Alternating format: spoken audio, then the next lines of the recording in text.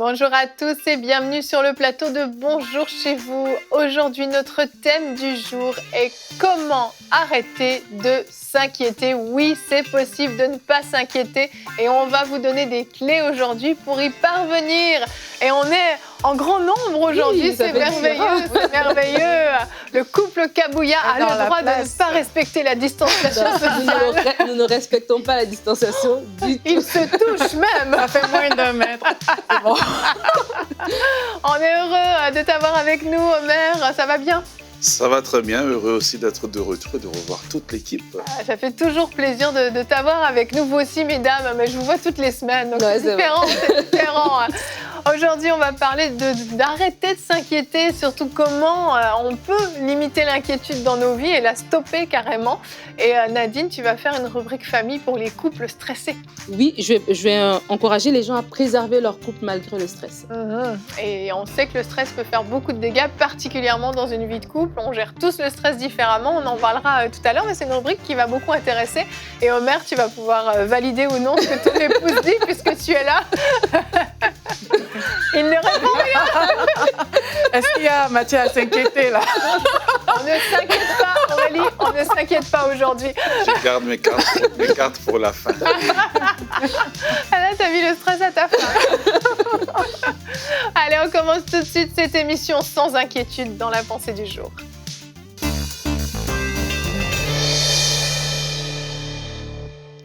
Alors, aujourd'hui, j'aimerais encourager les personnes qui sont en proie à l'inquiétude, des personnes qui ressassent continuellement leurs problèmes, leurs défis. Vous nous écoutez peut-être aujourd'hui et vous faites vos efforts pour ne plus baigner dans votre réalité, mais la voie de l'inquiétude, la voie du temps qui passe et de ce cas non résolu vous rattrape toujours. Alors, j'ai 2 conseils pour vous aujourd'hui. La première chose que j'aimerais vous encourager à faire, c'est développer une confiance extrême en Dieu. Il y a quelqu'un qui a dit, si Dieu est faible, alors je préfère marcher dans la faiblesse de Dieu. Cette personne avait conscience que même le niveau le plus bas, entre guillemets, de Dieu est de loin supérieur à tout autre niveau, en fait. Et en tant qu'enfant de Dieu, on doit apprendre à développer le fait que quand Dieu est avec nous, il est de notre côté. En fait, on est enfant de Dieu, Dieu est de fait de notre côté. Et même si le sujet actuel de votre inquiétude, c'est peut-être par votre faute que vous êtes arrivé là où vous êtes aujourd'hui et ça a généré cette situation d'inquiétude, même si c'est de votre faute, développez cette conscience que Dieu est de votre côté. La Bible nous dit que même si je marche dans la vallée de l'ombre et de la mort, je ne crains aucun mal. En d'autres termes, je ne m'inquiète pas, car Dieu est avec moi. Amen. Sa houlette et son bâton, voilà ce qui me rassure. C'est l'attitude qu'on doit avoir de savoir que Dieu est avec nous. Donc, nous ne devons pas nous inquiéter parce qu'il est là pour nous rassurer. La Bible nous dit, déchargez-vous celui de tous vos soucis, car il prend soin de vous. Et moi, c'est ça ma prière. Parfois, quand je m'inquiète, je me décharge sur Dieu. Et il y a cette chanson que j'aime beaucoup chanter parfois quand ça va pas. C'est Berger de mon âme, je m'abandonne à toi, où tu me conduiras, j'irai. Et quand je prie, je dis à Dieu, Seigneur, tu prends soin de moi et tu prendras toujours soin de moi. Et je sais que j'ai pas besoin de m'inquiéter parce que Dieu est là. Et c'est comme ça que Dieu balaie l'inquiétude alors qu'on choisit tout simplement de se confier en lui.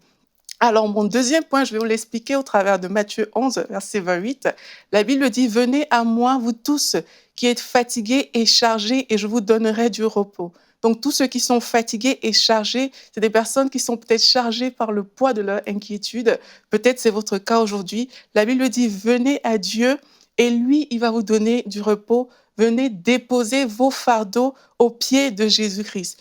Déposer le fardeau, c'est le faire vraiment. Ce n'est pas une action mécanique, c'est pas juste dire, OK, je vais prier pour déposer mon fardeau. Non, on choisit de le faire vraiment.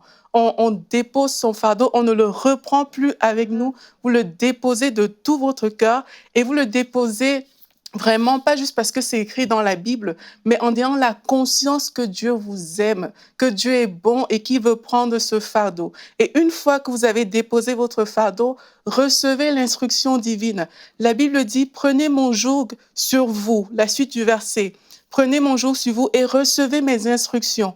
Car je suis doux et humble de cœur, et vous trouverez du repos pour vos âmes, car mon joug est doux et mon fardeau est léger. Maintenant que tu as déposé ton fardeau, Jésus te dit, reçois mes instructions. C'est cette instruction qui te donne de ne plus t'inquiéter, en fait. Beaucoup déposent leur fardeau, mais ne prennent pas le temps de recevoir l'instruction.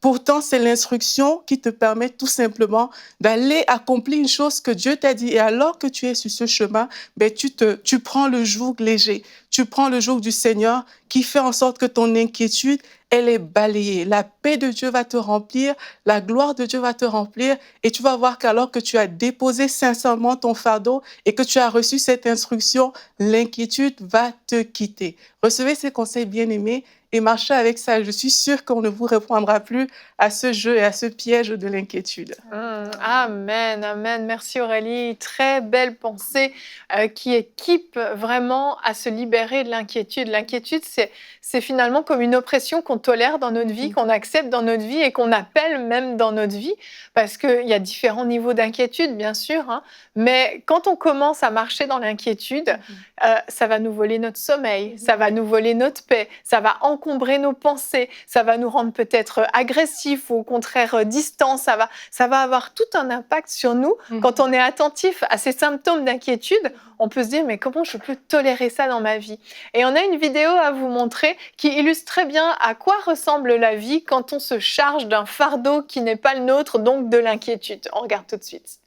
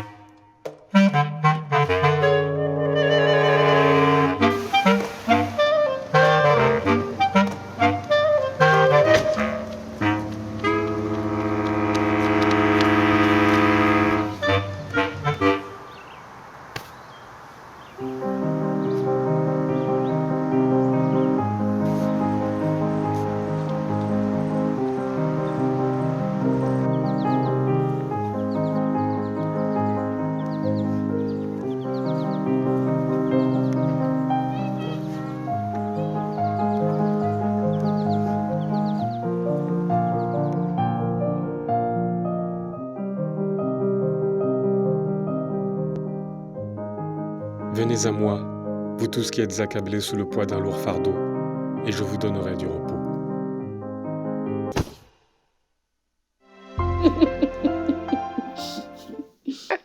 Excellent cette vidéo, elle est drôle, mais elle illustre tellement bien ce qu'on accepte de garder comme poids en permanence sur nos épaules. Non, vous voulez pas rebondir? Alors, Personne ne veut rebondir oui. sur cette vidéo En fait, ou sur autre chose? Non, c'est une excellente vidéo. Je voudrais revenir au verset que Aurélie a lu dans Matthieu.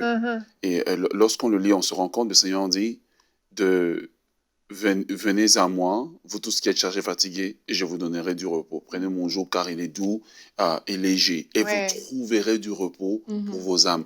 Il n'a pas dit vous trouverez des solutions. Parce que le point de départ, en fait, de la délivrance, c'est le repos de l'âme. Parce que quand l'âme n'est pas en repos, c'est là qu'on va développer non seulement plus d'inquiétude, on va développer toutes sortes de maladies. On ne va pas dormir la nuit. Et quand l'âme n'est pas en repos, on ne peut pas écouter Dieu. Quand l'âme n'est pas en repos, on ne peut pas recevoir les instructions. Et je voudrais vraiment que, alors que plusieurs personnes sont en train de suivre cette émission, de comprendre que ce que Dieu veut d'abord, c'est que votre âme trouve le repos. Quand l'âme trouve le repos, les oreilles alors sont disposées et disponibles pour écouter Dieu. Dieu veut que l'âme rentre en repos, parce que l'âme qui rentre en repos, c'est l'âme qui alors peut développer la foi, peut développer la capacité de s'appuyer sur Dieu, d'attendre Dieu. Et la première des choses, le plus grand cadeau qu'on peut trouver, c'est pas la solution d'abord, c'est le repos de l'âme. Amen. Et même quand on va recevoir cette instruction, justement, c'est très bien de parler du fait que ce n'est pas la solution, parce que les instructions de Dieu sont souvent très différentes de ce à quoi on s'attend. Donc là, il y a quelqu'un qui a un problème qui l'inquiète et la personne pense que la solution lui sera présentée sur un plateau, mais le Seigneur va te dire peut-être va évangéliser. Et toi, ça n'a rien à voir avec ton problème. Et puis tu te dis, ah, mais non, c'est pas ça. Et là, tu refuses l'instruction, en fait. Pourtant, c'est alors que tu seras en train de marcher sur ce chemin, parce que Dieu, il prend soin de toi. Amen. Il sait mieux que toi ce dont tu as besoin. Alors que tu seras en train de marcher sur ce chemin, il y a des choses qui vont s'aligner tout seul, parce que tu as juste fait confiance à Dieu, en fait, et tu t'es juste reposé sur lui. Donc, quelquefois, effectivement, ce n'est pas des solutions toutes faites comme ça qui arrivent, mais il faut prendre le temps de saisir cette instruction de Dieu pour pouvoir marcher dans ce qu'il a prévu pour nous. Amen. Notre verset du jour aujourd'hui est dans Luc 12 au verset 25 et 26 et nous parle de l'inquiétude. Qui de vous peut, par ses inquiétudes, ajouter un instant à la durée de sa vie? Si donc vous ne pouvez rien faire, même pour si peu, pourquoi vous inquiétez-vous du reste? Et la version Semeur dit même au verset 26, si donc vous n'avez aucun pouvoir sur ces petites choses, pourquoi vous inquiétez au sujet des autres? J'aime beaucoup ce verset qui nous ramène à quelque chose de tellement simple en fait. En gros, Jésus dit, sérieux, ton inquiétude là, en quoi elle rallonge ta vie? En quoi ça t'apporte des solutions de t'inquiéter? En quoi ça te permet de résoudre tes problèmes de t'inquiéter? En gros, ce verset nous dit, ça ne sert à rien de s'inquiéter, tu perds ton temps, tu perds ton énergie, tu te fais voler par ton inquiétude. Alors c'est très facile à dire, mais on sait que quand on vit des temps de pression, des temps intenses, l'inquiétude vient sur nous sans même qu'on s'en rende compte, et petit à petit elle s'installe en nous au point où on peut la ressentir même physiquement. Des fois des nœuds à l'estomac, certaines personnes sont incapables de manger quoi que ce soit tellement elles ont l'estomac noué, d'autres ça va être des douleurs articulaires, ça peut vraiment être très très violent l'inquiétude. Ouais, mais c'est là qu'il faut réaliser en fait que à qui profite cet état. L'état dans lequel ça vous met, tu réalises que ça profite à Satan en fait. C'est pour ça que Dieu nous dit que ça ne sert à rien de nous inquiéter, parce que le grand gagnant dans l'histoire, quand tu commences à t'inquiéter, c'est le diable. Et trop souvent, quand il y a toutes ces sensations, on veut reprendre le fardeau dès l'instant où voilà, le premier petit problème arrive. Mais notre part, justement, c'est de garder la parole de Dieu. C'est d'avoir cette conscience, comme j'ai dit dans la pensée, que Dieu est avec moi, quoi qu'il arrive. Quoi qu'il advienne, Dieu est avec moi et il n'y a rien qui est trop grand pour Dieu. Pour moi, les choses peuvent sembler énormes aujourd'hui, mais dès l'instant où je sais que je suis en association avec Dieu, mais là, dès que ce sentiment dont tu parlais vient pour te gagner, tu dois faire ce rappel que Dieu est avec moi. C'est ça qui donne la paix. C'est ça qui permet que ton âme soit reposée. C'est la compréhension du fait que Dieu est là et que cette situation qui n'est pas encore réglée peut-être aujourd'hui, elle n'est rien. Elle n'est absolument rien devant Dieu. Mais Dieu, il sait comment il fait pour nous amener à la résolution. Et puis Dieu veut que notre cœur soit en paix. Dieu veut qu'on lui fasse confiance. Dieu veut que tu regardes ton problème et que tu puisses dire à ton problème, que tu sois là, que tu ne sois pas là, Dieu est avec moi. Et ça, c'est le plus important pour ma vie. Amen, amen, amen. Ah, je crois que des fois, oui, il faut parler à nos âmes, en fait, et leur dire, ressaisis-toi là, arrête de t'inquiéter. Et vraiment, il y a des clés qui ont été dites dans cette émission. Vraiment, prenez le temps de réécouter. Je pense la pensée d'Aurélie, ce que Omer a apporté aussi était très très fort. Il y a vraiment des clés. Si vous avez des soucis avec l'inquiétude, vous pouvez vraiment prendre le temps d'approfondir ces choses parce qu'on n'a pas le temps de tout dire dans une petite émission. Mais on va maintenant continuer sur ce même thème en parlant d'un point de vue du couple, parce qu'on le sait que l'inquiétude, le stress peut vraiment affecter les couples, et on en parle dans la rubrique famille.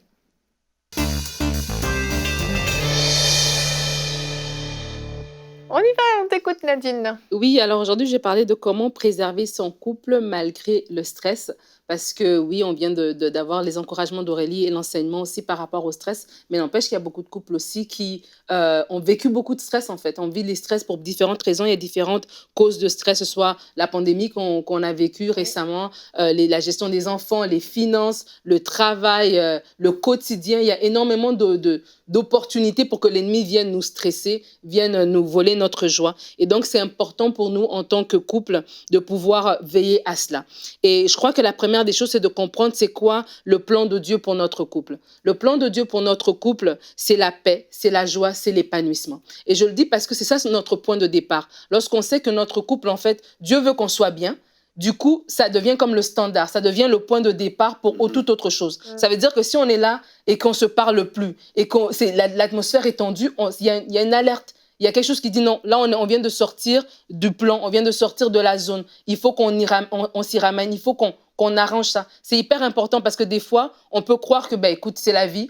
Hein, mon voisin, il le vit comme ça, tout le monde le vit comme ça, nous aussi, on doit le vivre comme ça. Mais hier, on a parlé des bienfaits, des avantages d'être un enfant du royaume de Dieu, un citoyen du royaume de Dieu. La paix, la joie fait partie de ces avantages-là. Amen. Donc, c'est vraiment à nous d'être en mode de dire notre fonctionnement de base, c'est un épanouissement au niveau spirituel, au niveau moral, au niveau émotionnel. C'est une joie, une paix dans la maison, une atmosphère de quiétude, que quand je finis de travailler, j'ai hâte d'arriver chez moi parce que j'ai hâte de retrouver mon mari, j'ai hâte de retrouver mes enfants, j'ai hâte de retrouver mon chez moi. Et ça déjà être notre plan de base. Et lorsqu'on a ça en tête, mon prochain point, c'est de comprendre qu'on est deux individus. Oui, on devient une seule chair et c'est tout un processus pour devenir cette même chair. On a ces mêmes pensées, on est ensemble, on est unis, mais physiquement, déjà, on est deux individus différents. Et donc, déjà, dans notre approche des choses, elle va être différente. Et le stress fait partie de ces choses qui se vivent différemment dans le couple. Des fois, il y a des gens qui vont tout internaliser. Lorsqu'ils sont stressés, ils vont vraiment se braquer. Ils vont être distants, ils ne parlent plus, ils restent dans sa propre bulle, ils se renferment sur lui-même. Et des fois, tu as d'autres personnes qui vont verbaliser. Donc, ils vont tellement verbaliser leur stress que c'est comme s'ils monopolisent l'atmosphère de la maison. Là, tu connais les noms de toutes ses collègues de travail. Tu sais celle qui ne remet pas le papier dans l'imprimante. Et puis, tu sais le boss, quelle décision elle avait prise. Et tu vois, la personne, elle verbalise, mais à un moment donné, c'est une autre façon aussi de vivre le stress parce que ça prend toute la place, en fait. Ouais. Et donc, à la maison, du matin au soir, du soir au matin, on parle de ce problème-là et ce problème prend toute la place. Donc, c'est important de connaître l'autre. Et c'est important de se connaître soi-même. Et quand je dis c'est important de se connaître soi-même et connaître l'autre, ça veut dire si je suis quelqu'un qui me braque, si je suis quelqu'un qui vit mon stress de façon interne, ça veut dire que mon conjoint, ma femme, mon époux, va se dire c'est pas parce qu'elle ne dit rien qu'elle elle se préoccupe pas, parce que des fois le stress va venir créer même des divisions, une séparation. Un stress financier et que l'autre personne ne dit jamais rien, tu vas dire, il ne s'intéresse pas, c'est moi qui porte tout. Et c'est comme ça que Satan va profiter pour te mettre des pensées dans ta tête. Mais tu vois, il n'en parle pas, c'est parce qu'il n'y pense pas, il ne s'intéresse pas, tu es tout seul dans ce problème. Alors que l'autre personne, elle le vit, mais elle le vit différemment. Donc, c'est important de se connaître pour que si je suis la personne qui se braque, l'autre personne me connaissant va savoir venir me chercher, va savoir que le fait que je ne parle pas, c'est pas que j'y pense pas, va savoir me parler, me donner les mots, parce que si je me braque, c'est parce que je sais pas l'exprimer, mais il faut que je l'exprime. Donc l'autre personne va savoir dire les mots et va savoir me faire sortir un peu de ce temps où je suis distant, va savoir me dire, tu sais quoi, éteins ton ordi, viens, on va regarder un film, viens, on va jouer avec les enfants. Et c'est comme ça, cette personne va me retirer de cette bulle-là. Et dans le contraire, si je suis une personne qui monopolise tout et qui parle de ça du matin au soir, l'autre personne va savoir dire, écoute, nous, notre plan original, c'est la paix, la joie et l'épanouissement. Là, ce problème est en train d'enlever la paix, la joie et l'épanouissement. On va se donner 30 minutes, vas-y, dis-moi tout ce que tu as à dire. Là, la personne va parler, ok, là, maintenant, on a terminé, on a fermé ce dossier, on passe à autre chose. Et ça, c'est important pour justement nous permettre de préserver notre atmosphère de la maison. Et en tant que couple, on doit se donner le droit à l'autre d'intervenir. Tu sais quoi, si tu me vois que je suis dans ma bulle, je parle pas, ou tu me vois que j'exagère dans telle chose, dis-moi, parle-moi, ramène-moi. Et ça, on doit veiller les uns sur les autres. Dans le couple, c'est hyper important. Mon autre point, c'est savoir protéger son cocon. Protéger son cocon d'amour, c'est quoi? Je vous rappelle le plan de Dieu pour notre couple. Savoir se protéger, c'est dire que le stress, en fait, ça peut miner une relation. On a dit que quand on est stressé, il y a des gens qui parlent beaucoup. Ben, des fois, en parlant, à cause de la colère, à cause du stress, tu peux dire des choses, tu peux vraiment glisser dans tes paroles et blesser l'autre. Il y a des couples qui sont séparés à cause des stress des finances, des relations familiales, du travail, toutes ces choses-là. Donc, c'est important, il ne faut pas le minimiser. C'est vraiment, je trouve, c'est un petit renard qui peut causer beaucoup de dégâts, comme la Bible dit, les petits renards qui ravagent des vignes. Donc, c'est important de protéger son cocon. Protéger son cocon, c'est quoi? C'est de dire, OK, je sais que ma femme ou mon mari, je ne sais pas moi, il est stressé, il vit une période à son travail qui est beaucoup plus demandante. Quand il revient à la maison, je vais me disposer pour lui. Je vais mettre une petite musique. Quand elle revient à la maison, je vais faire un petit repas. Hier, je suis revenue à la maison, elle avait fait un super repas. Ah bon? Et regardez. Continue, point suivant. Et tu vois, c'est des petites choses, en fait, pour toucher le cœur de l'autre. Parce qu'on veut se protéger. On veut protéger notre unité. On veut protéger notre paix, notre joie et notre petit cocon. Et c'est super important de le faire. Et mon autre point que j'aimerais dire, c'est que c'est impératif d'évacuer le stress. Le stress, on ne le garde pas. On a dit, Aurélie nous a parlé par rapport à ne pas s'inquiéter. Et c'est impératif de l'évacuer. On en a parlé, OK, voilà, qu'est-ce qui se passe au travail, voilà, ceci, cela. Mais il faut l'évacuer. Et donc, c'est selon votre couple, ce que vous aimez faire des balades, rigoler, des activités. Même l'intimité physique aide aussi à évacuer le stress. Amen. Donc, c'est toutes ces choses-là que nous devons faire pour nous aider justement à se déstresser, à se relaxer, à laisser passer toutes ces choses-là, à les mettre derrière nous.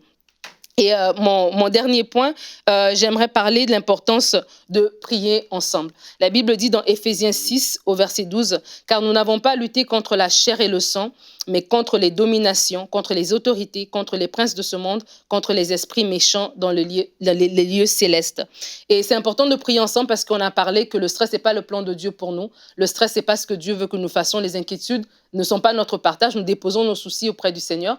Et donc, des fois, quand on vit des situations, ça ne va pas perdurer dans notre maison. On doit prier ensemble en tant que couple. On doit renverser toutes ces choses-là. Ce n'est pas ton mari qui ne veut pas te parler. Ce n'est pas ta femme qui prend toute la place. Et des fois, on peut vraiment se tromper d'ennemi. Et une situation qui a commencé à l'extérieur et rentre à la maison. Et là, ça devient maintenant un problème relationnel entre deux personnes, alors que ça doit rester un problème qui reste à l'extérieur. Ça doit rester un problème qui est anéanti par la force de Dieu.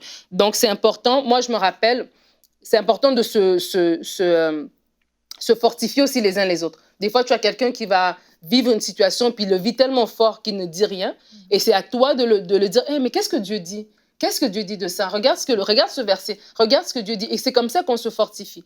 J'avais raconté cette histoire une fois, on faisait une émission sur la joie, que quand on venait de se marier, je crois que c'était notre première année de mariage, j'étais enceinte à l'époque, notre première année de mariage, on s'est fait arnaquer. On s'est fait arnaquer, mais d'une grosse somme à l'époque. Mais même aujourd'hui, c'était quand même, c'était beaucoup d'argent. Et on est un jeune couple, tu vois, on est tout jeune, on a nos petits appartements, tu sais, on n'avait pas, c'était vraiment un gros défi. Et je me rappelle que moi, je vis le stress en me braquant. Et j'étais vraiment comme tendue au point que j'ai dû aller à l'hôpital j'avais mis ma grossesse en danger à cause de ça. Et Omer m'a dit, un soir, on était à la maison, on regardait une chaîne chrétienne, et puis on a regardé un message de Creflo Dollar qui parlait de la joie. De la joie n'est pas par rapport à nos circonstances. La joie, elle vient de Dieu. La joie de l'Éternel est notre force. C'était vraiment un enseignement par rapport à ça. Et lui, il se fortifiait beaucoup. Et moi, je me braquais. Et il m'a dit, écoute, on est vendredi. On ne peut rien changer. Mais Dieu est de notre côté. Et il m'a fortifié. Il m'a dit, écoute, on va rire. Là, j'ai dit, j'ai pas envie de rire. J'ai dit, tu vas rire, fais ha. Là, j'ai fait ha. Fais ha. Et en fait, ça Ça a enlevé, ça m'a détendu. Et j'ai dit, c'est vrai en fait. Pourquoi est-ce que je veux porter ça sur moi? Dieu est de notre côté. Et c'est comme ça que on a loué ensemble, on a passé une belle soirée. On ne s'est pas laissé voler notre soirée, voler toute notre paix à cause de ce problème-là. Dieu va s'en occuper. Aujourd'hui, voilà, le temps a passé. Ce problème est derrière nous. Donc c'est vraiment important de se fortifier, de s'encourager, de se tenir par la main, de regarder. C'est l'ennemi qui vient nous voler notre joie. De toute façon, ces inquiétudes, on les met au pied de la croix, on va louer Dieu ensemble. Même quand on loue, je parlais avec une sœur qui me disait, quand tu loues, c'est comme tu dis vraiment au diable, tu vois, tu as essayé de me faire taire avec ce problème, mais regarde, là je parle encore plus fort, je loue encore plus fort, je déclare encore plus fort ce que Dieu fait, ce qu'il a déjà fait et ce qu'il va encore accomplir. Donc c'est vraiment important en tant que couple de se fortifier. Ne laissez pas le stress vous voler votre joie, ne laissez pas le stress vous voler votre paix, ne vous disputez pas pour des choses du dehors. Protégez votre cocon, protégez votre couple et vous allez pouvoir aller de l'avant. Amen. Non, amen. Omer, tu veux... Je viens à la rescousse. Je crois que l'auteur, le docteur Gary Chapman a écrit un excellent livre en parlant des 5 langages de l'amour. Et je pense que je lui suggérais de continuer à écrire sur les langages du stress. Effectivement, parce que nous réagissons au stress de façon différente. Et quand tu ne sais pas comment l'autre réagit au stress, et c'est là que maintenant, tu peux le changer, comme elle le disait, en un ennemi, en disant, il est indifférent. Il y a des gens, quand c'est le stress financier, écoute, des hommes, il va s'enfermer dans son garage, puis il fait des travaux toute la journée. Mais c'est pas parce qu'il est indifférent, c'est juste sa tête est en train de cogiter. Et quand je connais pas ton langage, parce que j'ai mon langage de l'amour, mais j'ai mon langage aussi du stress. C'est bon, et si je connais pas le langage du stress de l'autre personne, c'est là que l'ennemi vient. Et là, maintenant, toi, qu'est-ce que tu fais? Tu tournes l'autre personne en un ennemi au lieu d'en faire un allié. Exact. Et donc, dans votre stress, c'est comme dans la maternité, il va engendrer maintenant un autre problème. Là, vous n'avez plus un problème, vous avez 2 problèmes, ou 3. Le premier problème, c'est le stress, c'est la situation qui cause le stress. Le deuxième problème, c'est que tu regardes l'autre comme un ennemi, mais le troisième problème qui va s'engendrer là-dedans, c'est que maintenant, vous avez un troisième problème, c'est un problème de couple. Donc maintenant, lequel vous allez régler en priorité. Et donc, je crois que c'est important pour nous de faire l'effort d'apprendre à connaître comment l'autre réagit sous le stress, mais différents types de stress. Stress au travail, voici comment on réagit. Stress financier, il réagit différemment. Quand j'apprends à connaître ça, ça va nous aider. Alors, je reviens à la question de l'intimité que Nadine a soulevée tout à l'heure, parce que j'ai dit Amen, et puis tout le monde, sûrement nos auditeurs, sont en train de dire « Oh !» L'intimité au moment du stress, c'est pas simplement l'intimité au lit. Parfois, c'est juste toucher l'autre personne. Parfois, c'est juste, tu sais quoi, calme-toi, je veux te toucher, je veux te faire un massage, je veux te mettre la crème sur les pieds. Juste lui montrer à cette personne que, hey, ça va mal, mais tu es important pour moi. Donc, voilà, je pense que c'était important. De clarifier ce petit point. Ce petit point qui est très grand pour certaines personnes. Tout à fait. Merci Nadine et Omer, du coup, pour ce complément de rubrique. Vous faites une équipe de choc, tous les deux. Mais vraiment, je crois qu'il y a vraiment des clés et communiquer en dehors du stress pour dire justement, voilà moi comment je fonctionne et voilà moi de quoi j'ai besoin quand je suis stressée. Parce que c'est en général, on est compliqué l'être humain, mais ce dont on a le plus besoin, c'est ce qu'on va le plus repousser dans les moments de stress. J'ai besoin que tu me prennes dans tes bras, par exemple, et ben au contraire, je vais te repousser sans arrêt. On éloigne de nous la solution qui pourrait nous faire du bien, nous apaiser. Donc si on est dans une période no stress, c'est le moment de communiquer en couple. Comment tu vis le stress? Comment tu le gères? De quoi tu as besoin? Comment je peux t'aider? Comment je peux t'accompagner? Et certains vont dire, j'ai vraiment besoin que tu me laisses seule dans ma bulle avec Dieu. D'autres vont dire, au contraire, j'ai besoin de parler. Vous avez énuméré plusieurs méthodes de gérer le stress. Et il faut se connaître, mais il faut aussi se faire connaître à l'autre. Merci, c'est une rubrique super bonne et très, très importante. J'espère que vous avez pris des notes, messieurs, mesdames, qui êtes en couple ou qui êtes futurs en couple, parce que je crois vraiment que ça détruit beaucoup, beaucoup de couples. Et il est hors de question que ce schéma puisse continuer. Amen. Soyez encouragés, fortifié à sortir du stress comme un enfant qui croit désespérément que son père ou sa mère va venir l'aider s'il a besoin d'aide. Lorsque votre enfant vous demande de l'aide et que vous dites « oui, j'arrive », votre enfant va s'apaiser instantanément. Croyez que Dieu dit « oui, j'arrive à ta rescousse » et soyez apaisés aujourd'hui. On se retrouve demain, nous allons parler de comment devenir un chrétien fort. Vous voyez que c'est une belle lignée cette semaine où vous allez être fortifiés et pleinement équipés. Et Omer, tu seras avec nous, tu vas faire un conseil du coach sur 5 actions à poser pour être un chrétien fort. Ne manquez pas l'émission de demain. Merci de nous avoir suivis. Soyez bénis et bonjour chez vous.